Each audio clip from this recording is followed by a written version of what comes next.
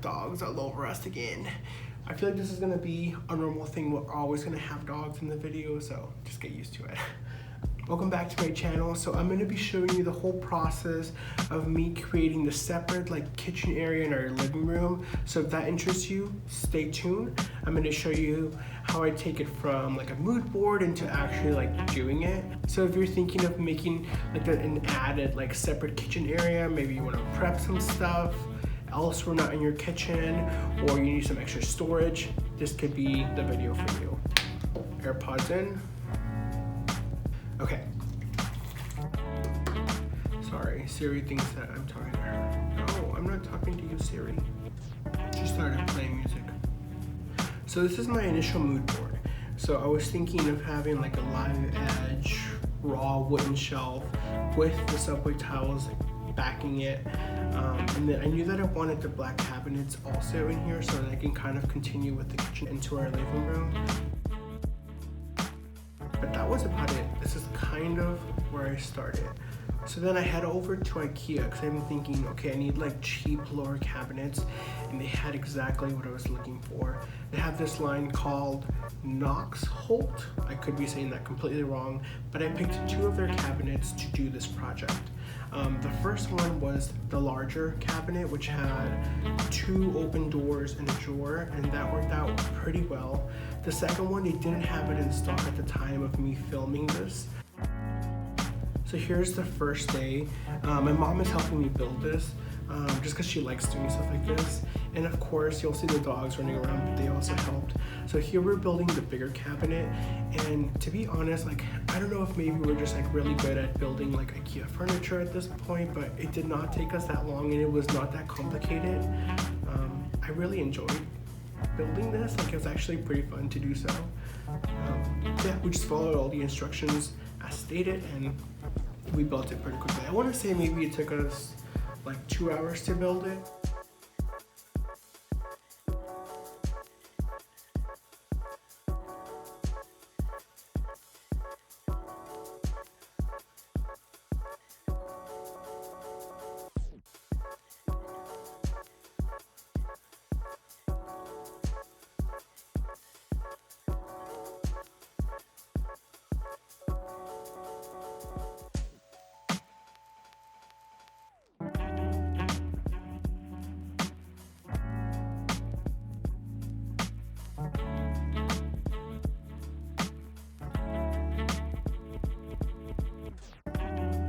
Fear factor and the crown got us through all these projects that you'll see here. After we built the base cabinets, we knew that, again, it was going to get painted black, so we started sanding down the cabinets.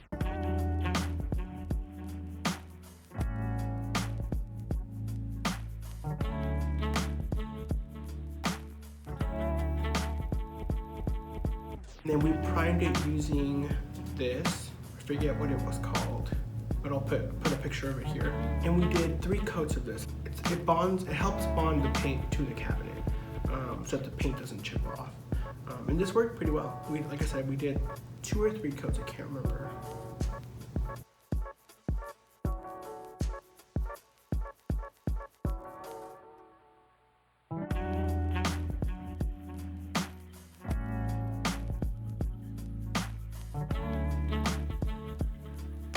This is the next day. We started painting the cabinets black.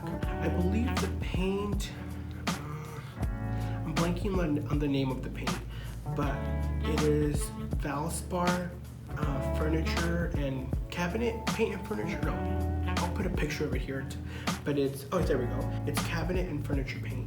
This paint has worked amazingly. We have it in our kitchen. I think it's been over 7 months, no chipping. And I love the coverage of this paint. I think we did 2 coats of this black paint everywhere on the cabinets and on the doors. And again, it glides on so smoothly. I haven't had any issues with it, so I highly recommend. But you have to add the bond first, the first layer. You have to have it be the bond so that it grips on, and then the paint works perfectly.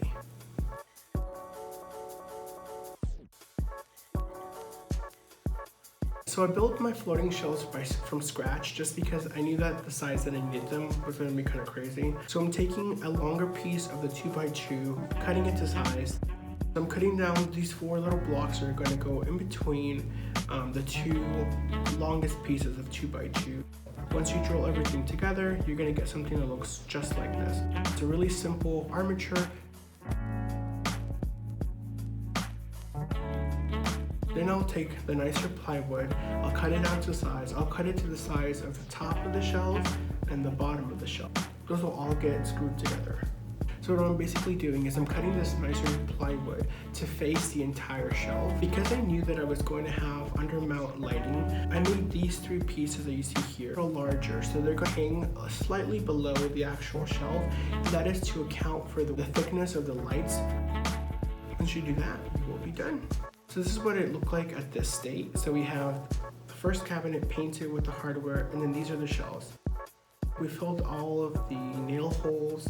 I still have to sand it and stain it. This is my first time building a shelf, so I knew it wasn't going to be pretty. You can kind of see the little lip on the edge so that the lights can kind of hide really nicely underneath. So this is what it looked like after the shelves were stained. You can kind of see that I did not buy stainable wood glue. I fixed that later on with some acrylic paint. I just kind of color matched it to the wood and then sealed them. Here is where we get started with the subway tile. Now we had previous experience doing the subway tile because we did this exact same thing in our kitchen. So my mom and I were pretty familiar with this whole process. I don't know what it is about tiling, I just really enjoy it. This wall outlet, I could not move it. I know that this is not the way that you properly do this. You don't tile over the outlet, but we couldn't move it. It was getting in the way, so we just left it in place and tiled around it. I know it's not the right way to do it, but that's what we had to do. Once you do a couple rows, it's really repetitive, and you can kind of just zone out. While we were doing all of this, we were watching Fear Factor and The Crown. The other thing that you'll need, if you're going to be tackling a big subway tile wall or any accent like this, you need to have a wet tile saw cutter. This made my job so much easier. I literally measured, took it out there, cut, and kept going. I did not have that initially when I first did the kitchen, so I was using a Dremel tool with a diamond bit to cut everything, and that was hell.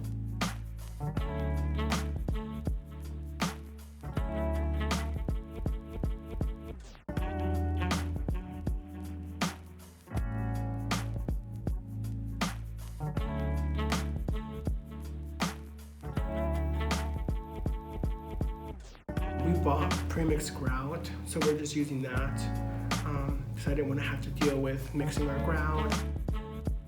It was also really fun because my mom got to be in it and help me, which I feel like for most of my projects she helps me out. This project came out of necessity. We actually needed a space like this to house some of our bigger appliances so that they weren't cluttering up our kitchen, and then we have the extra added storage underneath in the cabinets to, like, again, free up some kitchen space.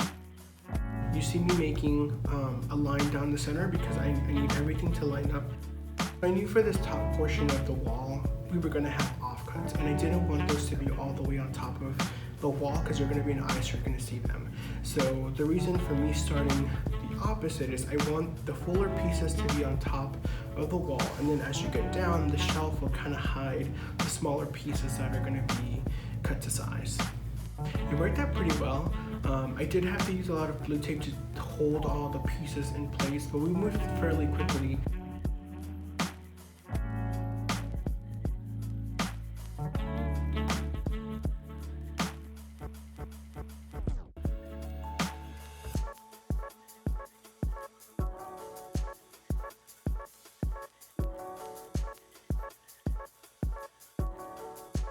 I want to say that YouTube is a huge resource. If there was something I did not know how to do, I just looked it up on YouTube. Like the first time that I tiled, I looked up multiple videos on how to tile, and there, like, I learned certain techniques. I learned what to look for when tiling. So like, if you ever have any questions about anything, just YouTube it. Like, find videos, find people who are professionals who are gonna teach you the proper way of doing it, and then go forward.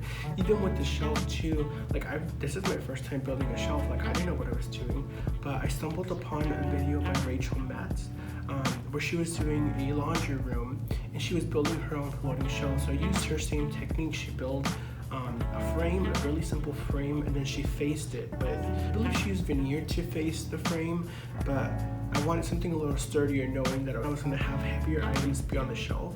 I wanted to use a nicer plywood, but that's where I got like an idea of how to even like construct this from one of her videos. So like again, YouTube is a really good resource. If you have any questions about how to do this, how to build that, just YouTube it. You'll find someone who can teach you how to do it. Now this is what it looked like after we were all done. All of the tiles are polished. Now for the lights, you would think I would need to like hardwire something. No, I just used some simple like Amazon lights, which I'll link down below. This was my second time using them. I used them in our kitchen and I love them. They're super simple to install, they're really bright. Everything you need to install them comes within the package.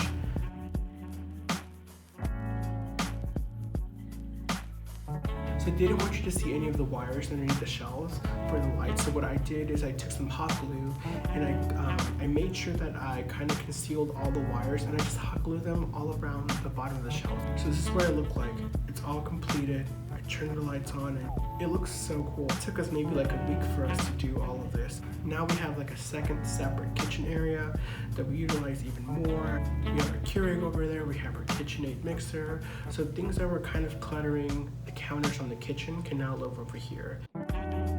This is where I ended the video. I was still waiting for the second cabinet to be in stock, but you can kind of see the idea of what I was kind of going for. This second cabinet nicely fit into that slot that is there. If you follow me on Instagram, all of these projects, I post about them there first as I'm finishing up some of these projects. So I hope that you like this and maybe this inspires you to tackle a project that you've been thinking about. One of the things that has worked for me this year is to just break down really big projects into smaller steps and just tackle them as steps. So in the next video, I'm going to show you how I flipped around our dining room. I didn't have to buy any new furniture. I used what I had and I flipped everything around, gave it a new look. I still haven't decided if I don't know if I want to keep it this color or actually paint something on there. So maybe leave a comment. Should I leave it this color or should I paint something? If you have any questions, comments, concerns, leave those down below. If you want to DM me or reach out to me personally, you can do so on Instagram. I feel like that's a better way for me to be in contact with people. I hope you guys have a good day. I'll see you in the next one.